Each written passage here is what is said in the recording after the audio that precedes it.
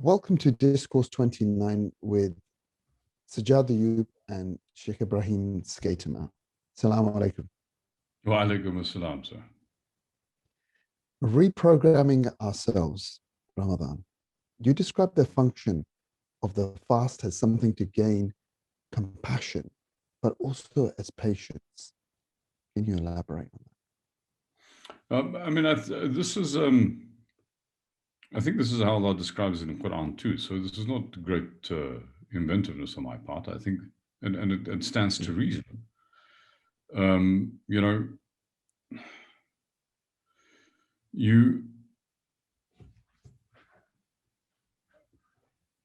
Very few people actually on a routine basis experience hunger. Well, let me rephrase that. Very few people of privilege, of any kind of privilege, really experience hunger.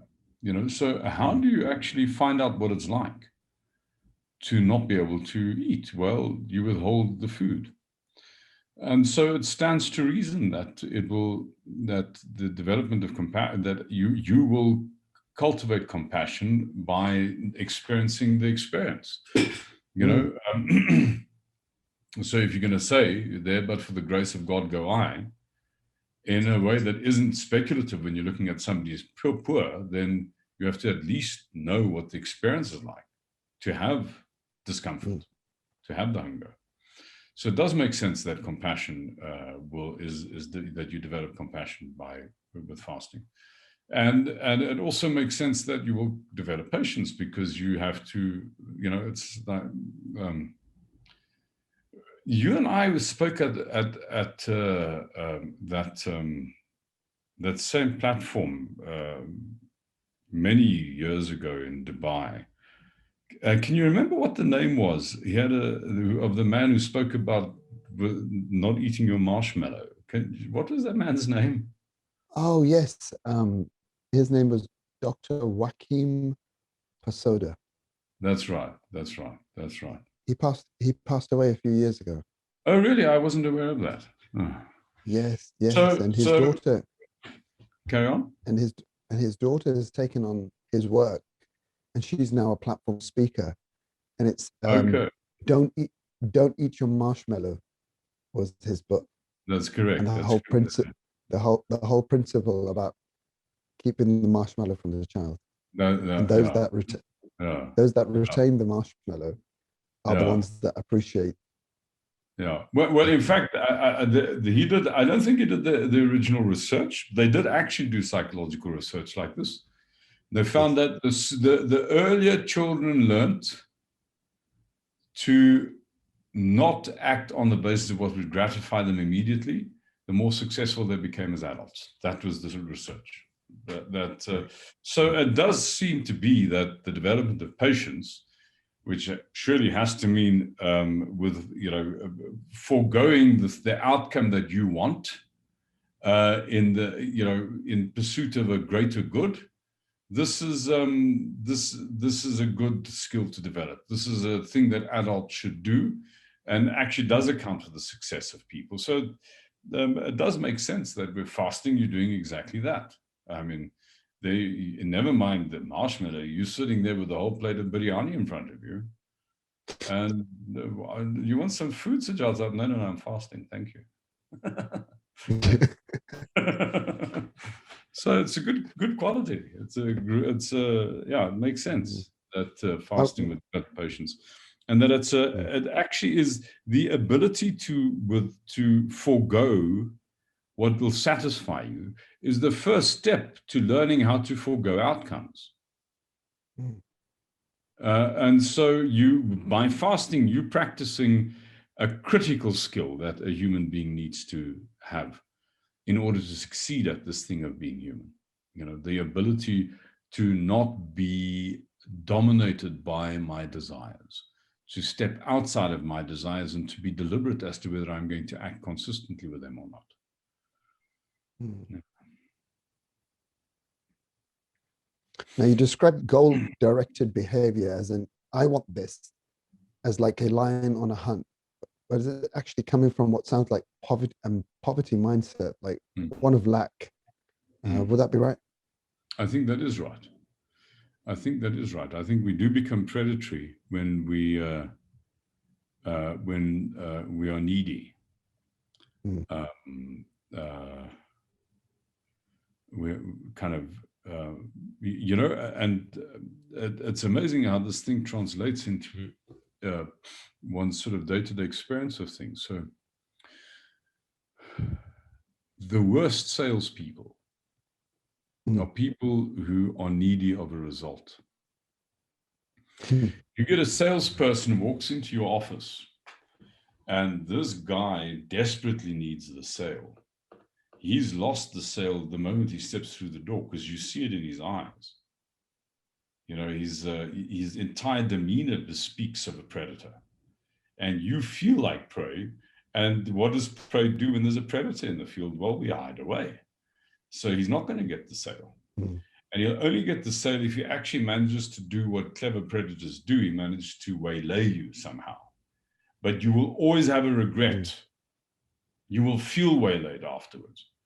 That will not be an enriching transaction. It will be an impoverishing transaction. So what creates that condition? Actually, it's got nothing to do with a good sold. It might actually be something that you really needed. But the transaction is one where the value wasn't added to you because the person's demeanor wasn't one that added value. The person was there to take something from you, and that was the experience I was taken from.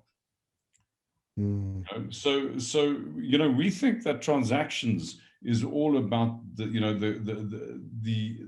products and the money, the negotiation. And no. I mean, a transaction doesn't add value or destroy value in either the cash or the goods. It adds or destroys value in the intent of the people who are in the negotiation, in the transaction. I mean, somebody could, if I get a sense that I've been waylaid in this transaction, even if the thing's useful to me, it'll always be a bit cursed. Because I got screwed over when I got this thing.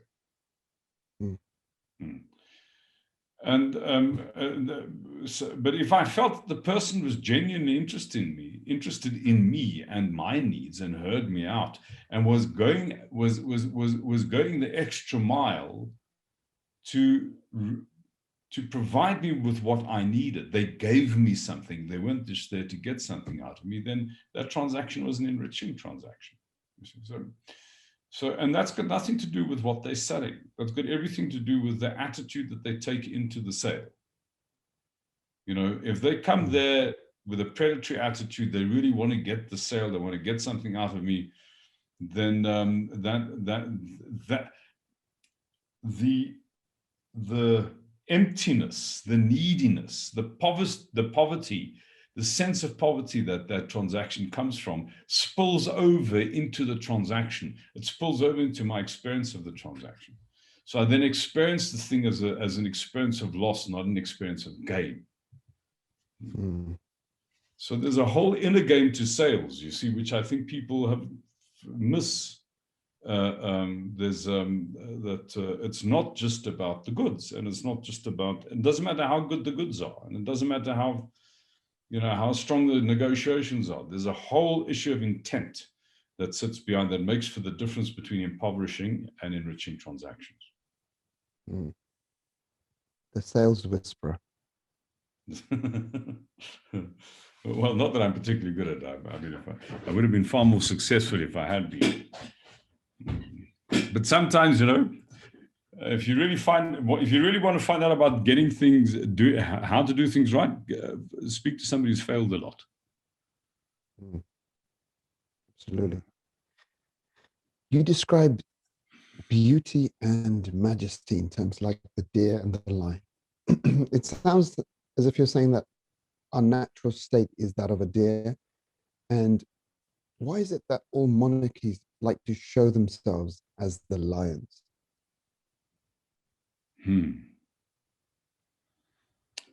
Or the eagles, or something predatory.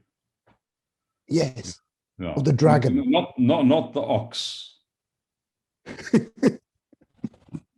Or the sheep. Or the sheep.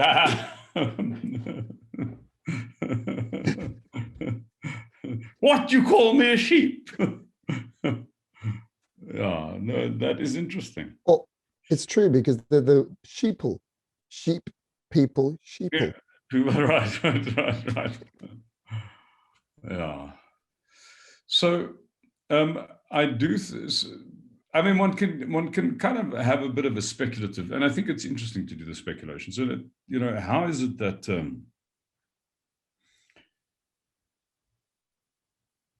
I mean, when we become predators, we no longer collaborate, right? Because we're now competing. You know, I want something from you. You're going to lose, and I'm going to win. You know, so that's when I'm being a predator. That's not our primary condition, actually. That's not where we started as a species, because as a species, we started as hunter-gatherers who really understood collaboration. If you don't collaborate with your mates, you can't survive. You know, I mean, our earliest hunting methods were persistence hunting methods. You ran your prey down, and you ran as a group. You basically exhausted your prey. You know, so we understood collaboration very well in the beginning, and we learned how to collaborate. And although we were hunters, I mean, we still fundamentally, we've got eyes in the front of our heads. Our relationship with our fellow man was not predatory. It was collaborative. We worked together with. But then we discovered agriculture. And agriculture produced the possibility of surpluses. And that introduced this whole issue of, well, who controls the surplus? So then we have a whole class of people who don't look at the wild animals out there as prey. You, the guys growing the wheat, you're the prey. I'm going to get my goods off you. And how do I do that? Well, I predate you. And how do I, and what legitimizes that is I become the lion to you, the sheep. You become the prey animal. So there's what complex societies have done or did when we moved into agriculture and beyond is that they created leisure classes that actually lived off the endeavors of others. You know? And that's why they claim for themselves this, I mean, it's unashamedly the metaphor of predation. You know, the lion of Judah, the lion of this, the lion of that. I mean, this kind of like it's quite a shocker, actually. It's, you know, it's and so I do hope that we've now gone to a level of complexity in society where that's no longer sustainable, actually, because, you know, the world, the intelligence is so widely spread, you can't dominate anymore. You've got to collaborate. So I think there's a reinvention of the human condition possible in this age that I look forward to. And I think all these predatory hierarchies of the past really have, hopefully, inshallah, have seen their day. And there's another chapter that will be possible for the species now, which is, again, us learning to work together, learning how to use these long-forgotten skills of how to use receptive attention, how to get the world to dance with us and not to us to dominate the world and dominate others. You know?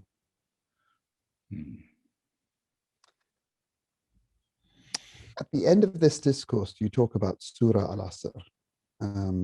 By time, verily, man is in a state of loss, except those who believe and those who do not, those who do good deeds, and encourage others to the truth and encourage others to patience. I'm sure we can spend a few programs just simply discussing this ayah. And you relate this to patience and fasting. So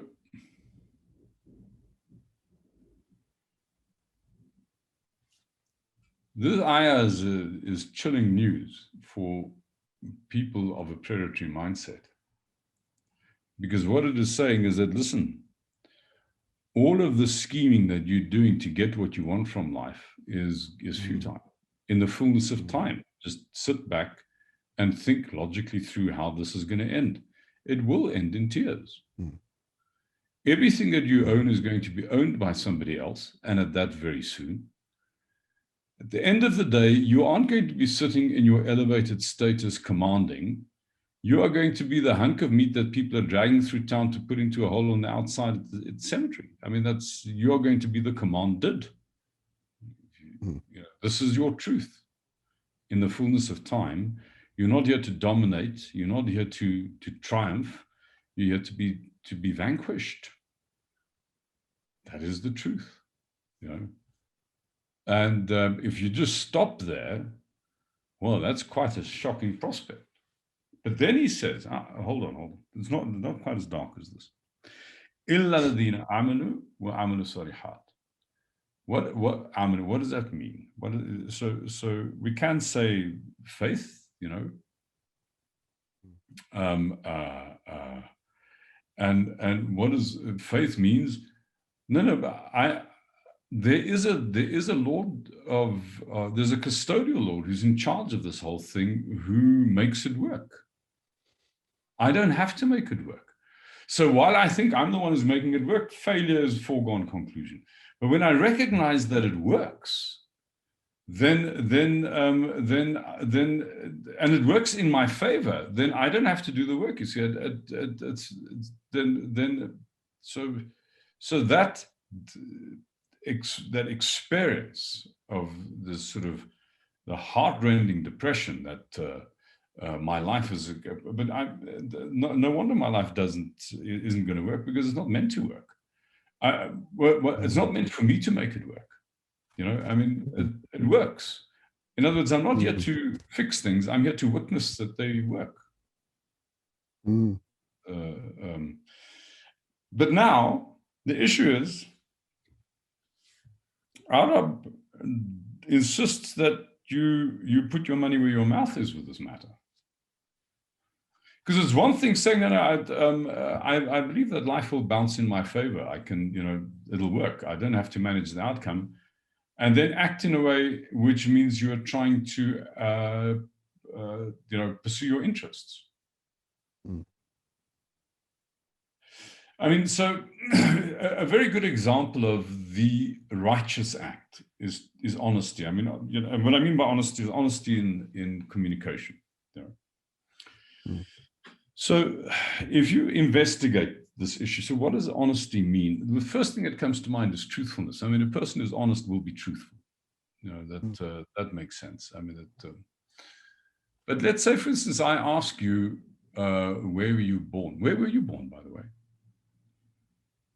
I was born in Reading in Berkshire. In Reading? Oh, not in Pakistan. I thought you said anyhow. Okay, so you were born in Reading.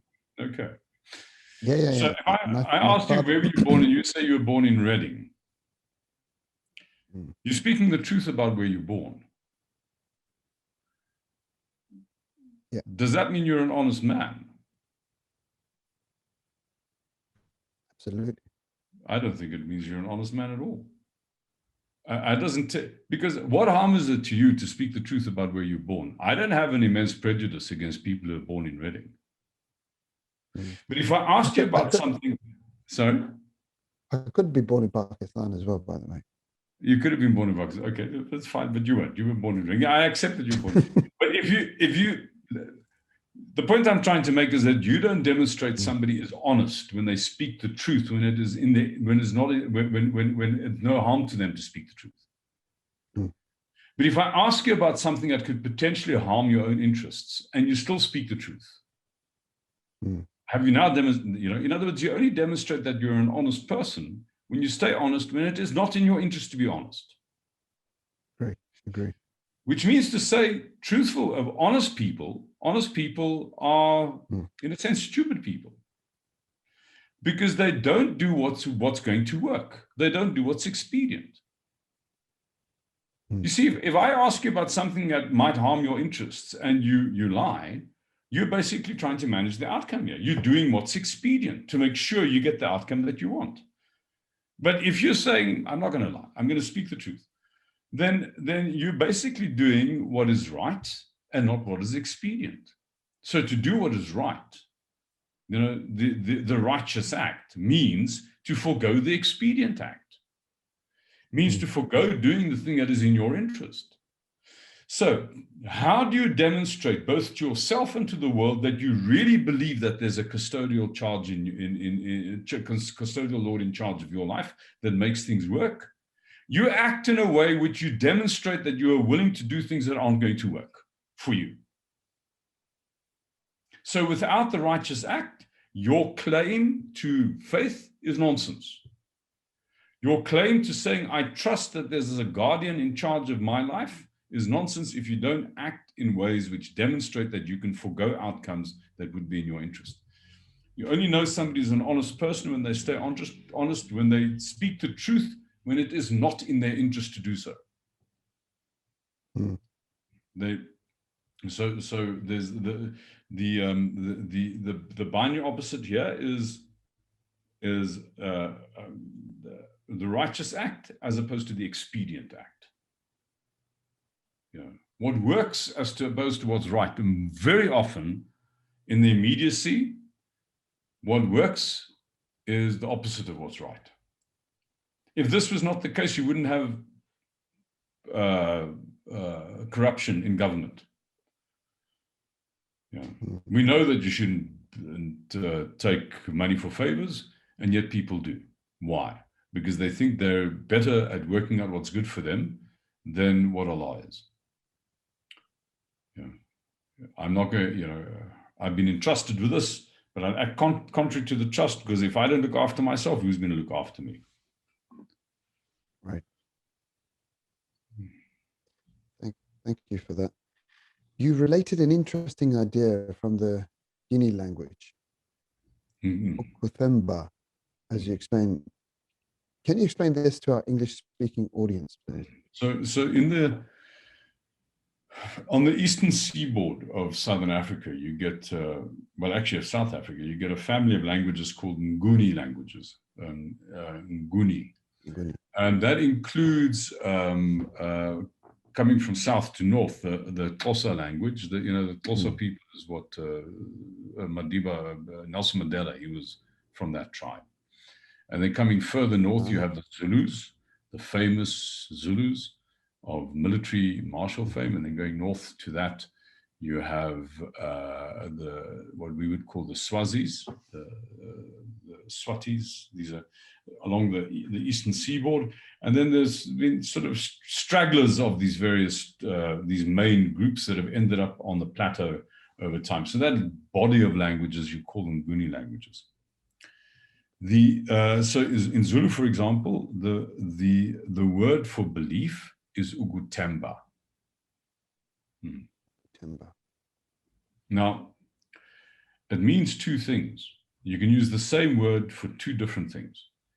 You can use Ugutemba means I believe, or Ugutemba means I trust. So trust and belief are related things. So to say that I believe and then not to trust that things will be well is basically a contradiction in terms. You can't be a person of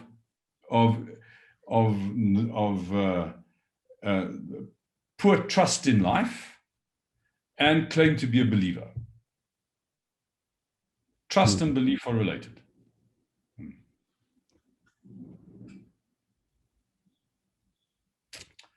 Right. So I think that's very important for one to understand this.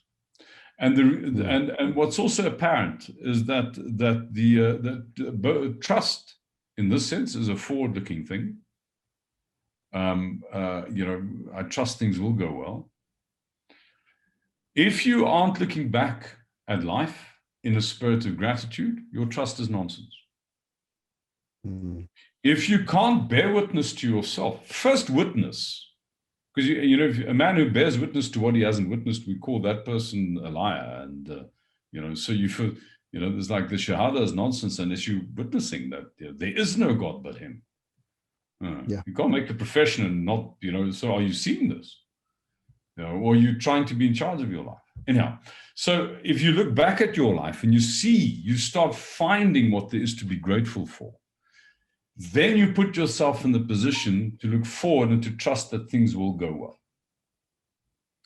So actually, this is all rooted, Ugutemba, trust, belief, is all rooted in a different kind of work. And that work is to see how life has actually worked in your favor despite your ingenuity, not because of your ingenuity.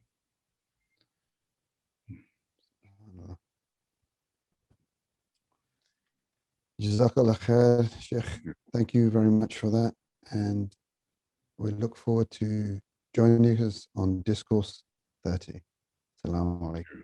Wa alaikum salam wa rahmatullah.